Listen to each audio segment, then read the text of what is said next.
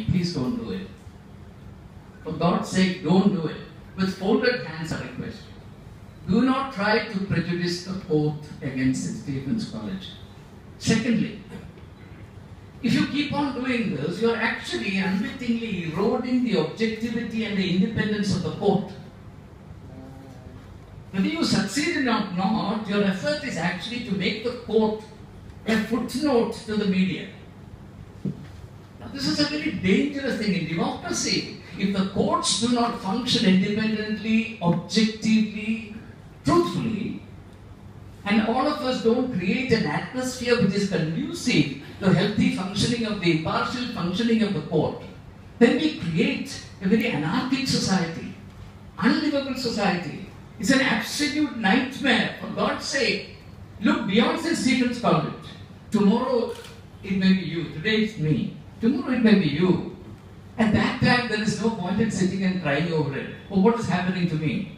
You know, history teaches one lesson, and that is, and it is well put by Shakespeare in his play Macbeth, where he says, the poisoned chalice, the chalice of poison, the poisoned chalice which we prepare for others will return to chase or plague the inventor.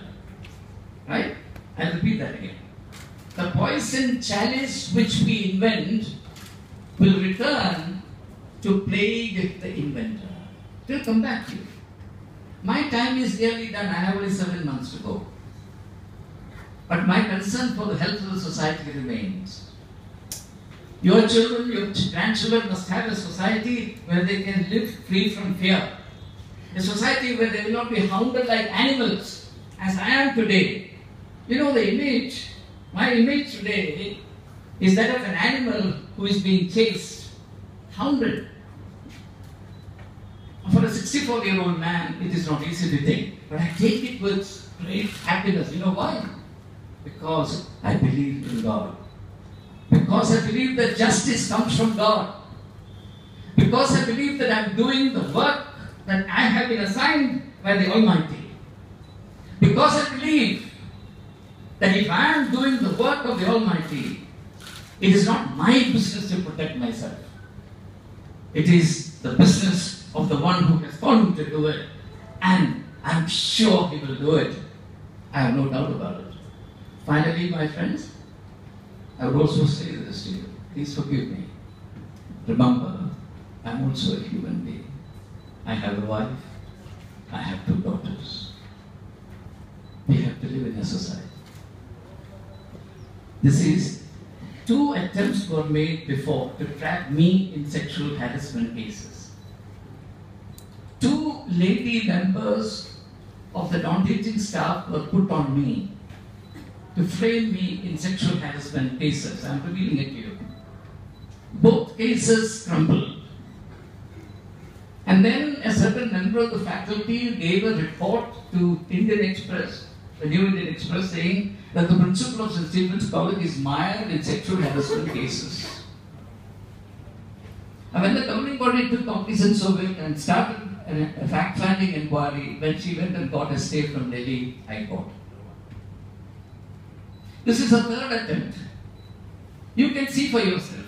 This case began as Miss X versus Mr. Y. I was not in the picture. I am not the harasser. Now it is as though it is between Miss X and the principal. I have nothing to do with it. Do you know the National Act, the Sexual Harassment of Women at Workplace Act of 2013? The principal has nothing to do with sexual harassment cases. The lady concerned did not come to me with sexual harassment complaints. She cannot come to me. She came to me only for help in completing her PhD. That was the only point. At that time I said, go to the Internal Complaints Committee. There is a committee appointed under the National Act. She flatly refused to. If you have the tapes, please look into the tapes. Listen to the tapes. Flatly refused. It's only on the 9th of January that she gives to me a complaint. I said, this complaint I cannot keep. I have to give it to the committee. She said, please don't do it. She took it back from me and wrote, I want this to be treated as closed. She again met me on the 10th and said she does not want to treat it as a matter of sexual harassment. But then I consulted my lawyers, 2 lawyers. Then I consulted a senior judge, retired judge. I'll reveal his name, Justice Manmohan Sareen. All 3 of them said, 2 of them said, you must immediately hand it over to the Internal Complaints Committee. My lawyer said, sir, it is clear that this is a trap laid for you. You immediately do it. This advice I got on the 13th. On the 14th, I gave it to the committee. So even at that time, my lawyer knew that this was a trap. I'm revealing it to you today. So isn't it a strange thing that the case begins between 2 people, the whole scenario is restructured, and the principal becomes the principal offender? In which society will this happen? Is this reality or is it a nightmare? Are we awake or are we sleeping? Am I actually seeing a nightmare in my sleep?